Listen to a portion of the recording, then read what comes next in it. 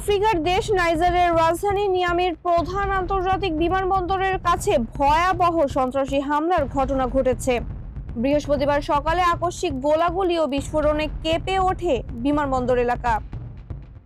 British সংবাদ মাধ্যম BBC জানায়, হামলার পরপরই অভিযানে নামে নাইজারের সামরিক বাহিনী। প্রতিরক্ষা মন্ত্রণালয়ের দেওয়া তথ্য মতে সেনাবাহিনীর পাল্টা গুলিতে অন্তত 20 জন হামলাকারী নিহত হয়েছে।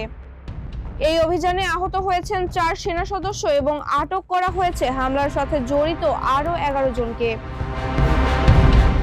নাইজারের সামরিক সরকার এই ঘটনাকে পরিকল্পিত সন্ত্রাসী হামলা আখ্যা দিয়েছে, তবে ঘটনার পরই শুরু হয়েছে কূটনৈতিক উত্তেজনা।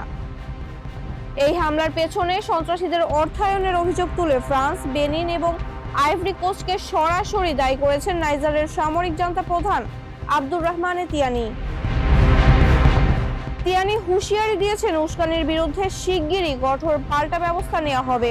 বর্তমানে বিমানবন্দরের নিরাপত্তা সেনাবাহিনীর নিয়ন্ত্রণে থাকলেও আন্তর্জাতিক মহলে অভিযোগ ও পাল্টা অভিযোগের পর ওই অঞ্চলে চরম উত্তেজনা বিরাজ করছে। মাহবুবা ইসলাম, মানবকণ্ঠ।